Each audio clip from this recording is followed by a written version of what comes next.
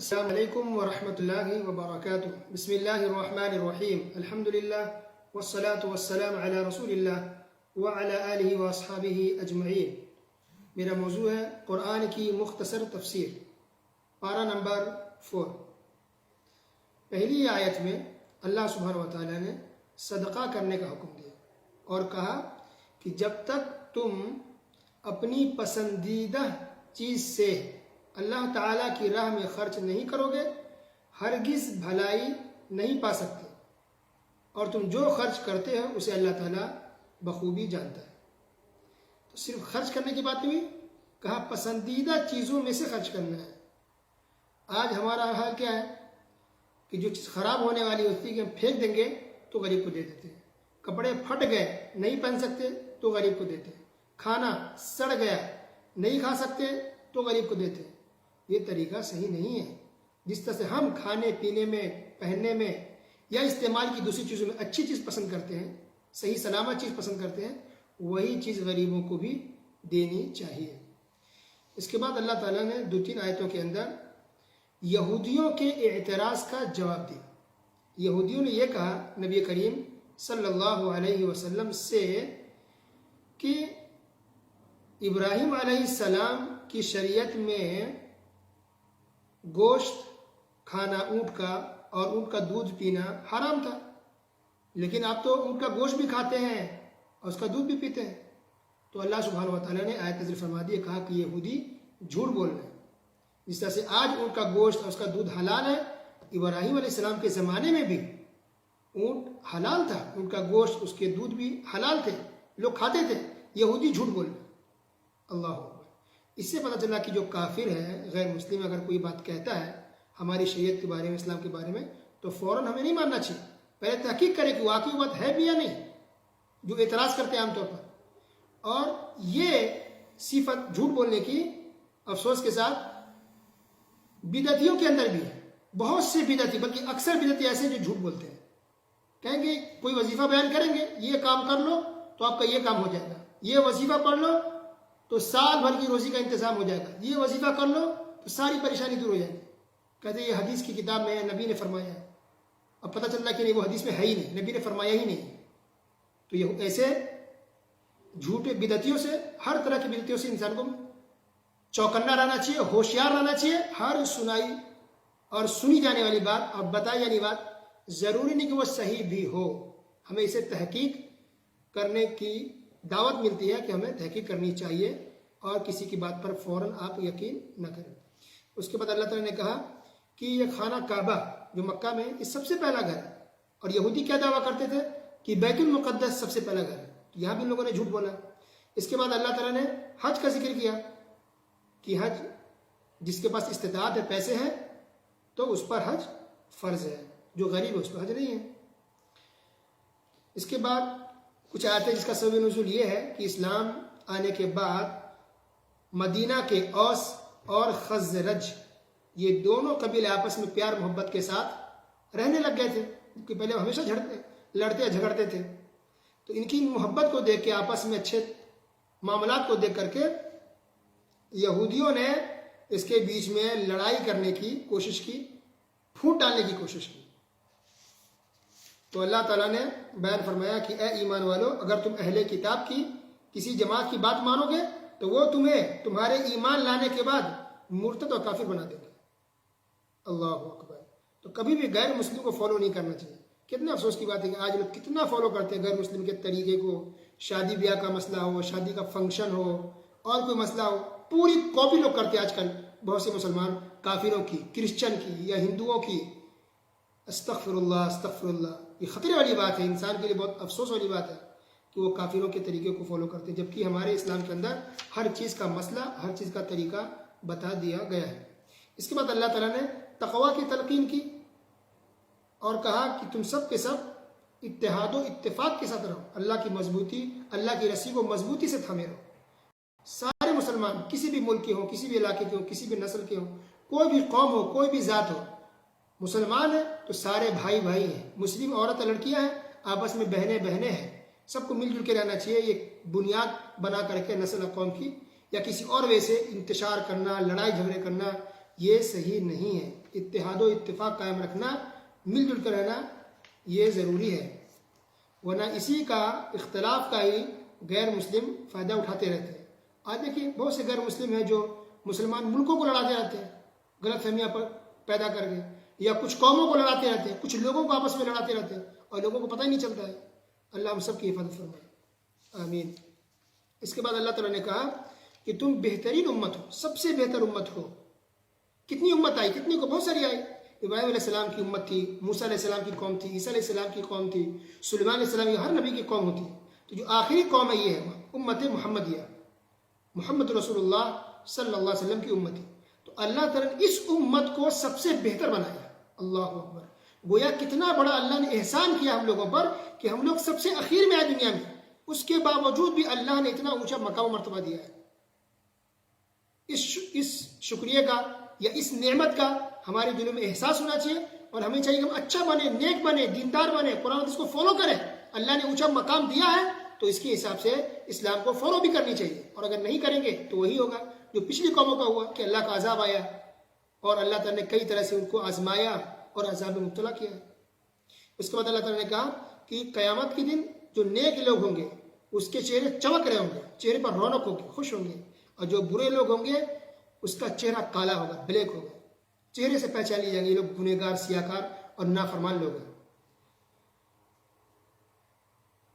پھر اللہ نے یہ بھی بیان کیا کہ اہل کتاب کی نافرمانی کی وجہ سے اللہ تعالیٰ نے ان پر ذلت اور رسوائی ڈال دی، ذلت اور رسوائی ڈال دی اور غریب بنا دیا. فقر و فاقہ کے لوگ شکار ہو گئے، کھانے کو لوگ ترسنے لگ گئے.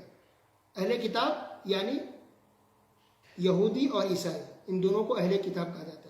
تو پتہ چلا کہ نافرمانی کی وجہ سے اللہ فقر و فاقہ بھی دیتا ہے، مالوں میں تنگی کر دیتا ہے، انسان کما نہیں پاتا ہے. جاب ملتی ہے، ملتے چھوٹ جاتی ہے، یا مل جاتی ہے چھوٹ جاتی ہے، ملتی نہیں ہے. تلاش کر رہے ہیں، ڈگری ہے، سب کچھ ہے، لیکن جاب نہیں ملتی.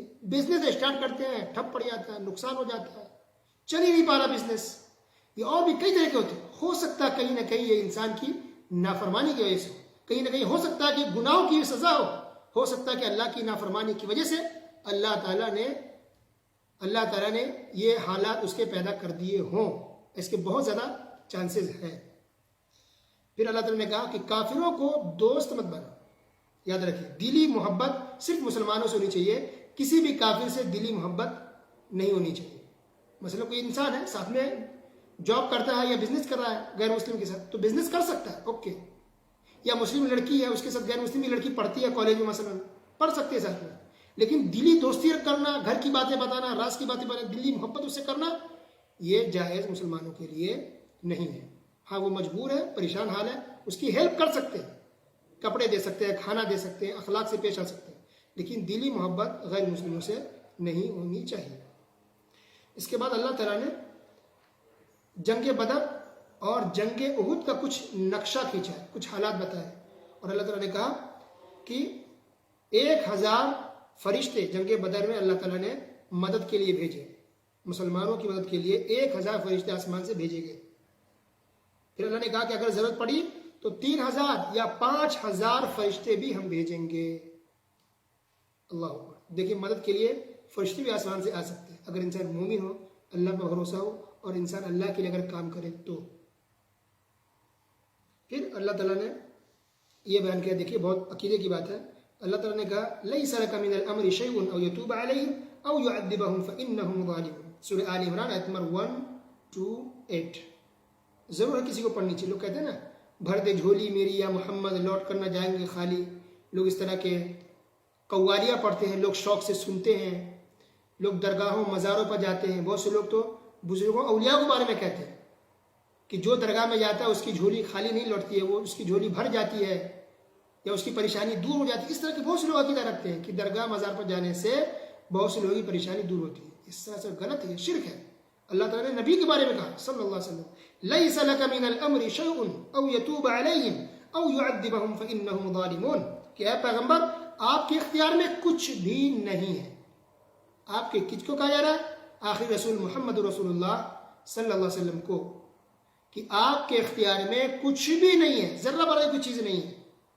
اللہ تعالیٰ جس کو چاہے جس کا چاہے توبہ قبول کر لے، جس کو چاہے اللہ معاف کر دے، جس کو چاہے اللہ عذاب کرے، لیکن آپ کے اختیار میں کچھ بھی نہیں ہے۔ سارے اختیار کس کے ہاتھ میں؟ صرف اور صرف اللہ رب العالمین کے ہاتھ میں۔ یہ ہے توحید۔ اس کے بعد اللہ تعالیٰ نے سود سے روکا ہے، سود کھانے سے۔ اللہ، دیکھیے کتنی سختی سے سود سے روکا گیا ہے۔ آج مسلمان کتنے ڈھیٹ اور کتنے سیاہ دل ہوتے جا رہے ہیں کہ گھر خریدتے ہیں تو سود پر پیسے لے کے، گاڑی خریدتے ہیں سود پر پیسے لے کے، بزنس کرتے ہیں سود پر پیسے لے کے۔ استغفر اللہ، یہ جائز نہیں ہے کسی کے لیے، یہ بہت بڑا کرائم ہے، بہت بڑا گناہ ہے۔ اس کے بعد اللہ تعالیٰ نے یہ ذکر کیا کہ جب انسان سے کوئی گناہ ہو جائے، کوئی خطا ہو جائے، تو چاہیے کہ فوراً اللہ سے معافی مانگے، توبہ استغفار کرے، ذکر و اذکار میں مشغول ہو جائے، اللہ تعالیٰ اس کو معاف کر دیتا ہے۔ یہ سورہ آل عمران آیت نمبر 135۔ اس سے پتہ چل رہا ہے کہ اگر کسی سے کوئی گناہ ہو گیا، بڑے سے بڑے بھی گناہ اگر ہو گئے، تو اس کو مایوس نہیں ہونا چاہیے کہ نہیں بس اب وہ جہنمی ہو گیا، وہ جہنم میں ہی جلے گا، قبر کے اندر عذاب اس کی پکی ہے، اب اس کی بخشش نہیں ہوگی۔ وہ لوگ کہتے ہیں نا، ارے اس کی تو بخشش ہوگی نہیں، اس کی مغفرت نہیں ہوگی، وہ جہنمی ہے۔ استغفر، بالکل غلط بات ہے۔ کسی کے بھی بارے میں نہیں کہہ سکتی وہ جہنمی ہے۔ ہاں، اس کے بارے میں کہہ سکتی جو کافر ہو کر کے مرے، جیسے ہندو ہے، کرسچن ہے، یہودی ہے، اگر اسی حالت میں مر جاتا ہے تب کنفرم ہے کہ ہاں وہ جہنمی ہے۔ باقی لوگ جو مسلمان ہے گنہگار، اس کو نہیں کہ وہ جہنمی ہے، لیکن کافر بھی اگر مر جائے تب کہیں گے، مرنے سے پہلے نہیں کہیں گے، کیونکہ ہو سکتا ہے وہ مسلمان ہو جائے، کلمہ پڑھ لے، اسلام میں داخل ہو جائے۔ تو اب سوچیے کہ مسلمان کو کیسے کو کہہ دیتے ہیں۔ اچھا، اسی طرح یہ بھی پتہ چل رہا کہ کسی سے گناہ ہو جائے تو خودکشی بھی نہیں کرنی چاہیے، سوسائڈ انسان کر لے ٹینشن میں آ کے، شرمندہ ہو کر کے، نہیں، یہ خودکشی کا راستہ نہیں ہے، یہ حل نہیں ہے۔ کتنے بڑی بھی آپ سے کرائم ہو جائے، اللہ سے معافی مانگیے، سچی توبہ کیجیے، اللہ تعالیٰ معاف کر دیتا ہے۔ یا تو اللہ کی مرضی، چاہے تو عذاب دے، چاہے تو اللہ معاف کر دے، وہ اللہ کے ہاتھ میں ہے، لیکن انسان کو مایوس نہیں ہونا چاہیے۔ بہت امید ہے زیادہ کہ سچی توبہ انسان کرے تو اللہ معاف کر دے گا، کیونکہ خود اللہ نے کہا، یہاں بھی اور کئی جگہوں کے اندر اللہ نے کہا کہ اللہ تعالیٰ معاف کر دیتا ہے سچی توبہ انسان کرے تو۔ اس کے بعد اللہ نے یہ بیان کیا کہ جنگ احد کے اندر یہ افواہ اڑا دی گئی تھی کہ نبی صلی اللہ علیہ وسلم کو شہید کر دیا گیا ہے۔ تو لوگ مسلمان پریشان ہو گئے، صحابہ کرام، کہ اب کیا ہوگا، نبی کی تو وفات ہو گئی۔ تو اللہ تعالیٰ نے آیت نازل فرمایا، کہا کہ مان بھی لیں کہ اگر ان کو قتل کر دیا گیا یا ان کو شہید کر دیا گیا تو کیا تم لوگ اسلام سے پھر جاؤ گے؟ کیا دین کو تم لوگ چھوڑ دو گے؟ ان سے پہلے بھی تو رسول پیغمبر آئے، ان کا بھی انتقال ہے، وہ بھی شہید ہوئے۔ تو عبادت تو اللہ کی ہوتی ہے، اللہ زندہ ہے اور زندہ رہے گا۔ نبی کی وفات پا جانے سے ایسا نہیں ہے کوئی انسان اتنا پریشان ہو کہ وہ دین چھوڑ دے یا اتنا گھبرا جائے۔ اب بتائیے کتنی بڑی بات ہے۔ لوگ کہتے ہیں نا، کچھ لوگ بدعتی کہ نبی صلی اللہ علیہ وسلم کی وفات نہیں ہوئی ہے، وفات مت کہو ورنہ گستاخی ہوگی۔ استغفر اللہ، خود اللہ تعالیٰ نے استعمال کیا ہے کہ اگر نبی وفات پا جائے، انتقال کر جائے، تو کیا تم لوگ دین سے پھر جاؤ گے؟ یہ کوئی گستاخی نہیں، رسول اللہ علیہ وسلم کی وفات ہوئی ہے، یہ سچائی ہے۔ ان کی قبر آج بھی مدینہ کے اندر موجود ہے، صحابہ کرام نے جنازہ کی نماز پڑھی ہے۔ یہ کیا بات ہے کہنا کہ نبی پردہ فرما گئے، پردے میں فرما گئے، پردہ فرما، بالکل غلط بات ہے، کوئی پردہ نہیں فرما، وفات ان کی ہوئی ہے، اللہ نے وفات دی، یہ تو ہمارے آپ کے ہاتھ میں نہیں ہے۔ تو سوچیے کس قدر لوگ جاہل اور بیوقوف ہوتے ہیں اور لوگوں کو بیوقوف بناتے ہیں کہ اتنی بڑی سچائی کو لوگ چھپانے کی کوشش کرتے ہیں، کہتے ہیں پردہ فرما۔ نبی صلی اللہ علیہ وسلم کی وفات ہو چکی ہے، دین مکمل ہوا، نبی کی وفات ہو چکی ہے، سچائی ہے۔ یہ بات بہت سی دلیلوں سے ثابت ہے، اس میں کوئی شک والی گنجائش نہیں۔ جسے بھی رمضان ہے، کوئی شک ہے نہیں، اس سے بھی زیادہ یقین ہے کہ نبی صلی اللہ علیہ وسلم کی وفات ہوئی ہے۔ اس کے بعد اللہ تعالیٰ نے یہ کہا نبی صلی اللہ علیہ وسلم کے بارے میں کہ جب لوگوں نے کہا کہ لوگ آپ سے آپ کے خلاف ہو گئے، خلاف چلے گئے، تو نبی صلی اللہ علیہ وسلم نے یہ دعا کی، حسبنا اللہ ونعم الوکیل، حسبنا اللہ ونعم الوکیل۔ یہ اہم دعا ہے، ہمیں بھی آج جب مصیبت میں پریشانی میں ہو تو یہ بات کہنی چاہیے، دعا پڑھنی چاہیے، حسبنا اللہ ونعم الوکیل۔ اس کے بعد اللہ تعالیٰ نے کہا جب یہودیوں نے کچھ تہمتیں لگائی تو اللہ تعالیٰ نے تہمتوں کا جواب دیا اور کچھ دعاؤں کا ذکر کیا، اور یہ کہا کہ جو مومن ہوتے ہیں وہ ہمیشہ اللہ کی یاد میں ہوتے ہیں، ذکر و اذکار میں مشغول ہوتے ہیں۔ مسلمان مومن ہمیشہ اٹھتے بیٹھتے لیٹتے ہر حال میں مسلمان اللہ تعالیٰ کا ذکر و اذکار کرتے رہتے ہیں۔ اللہ تعالیٰ سننے کے ساتھ ساتھ عمل کی توفیق عطا فرمائے۔ آمین۔ وصلی اللہ علی نبینا محمد وعلی آلہ وصحبہ اجمعین۔ والسلام علیکم ورحمۃ اللہ۔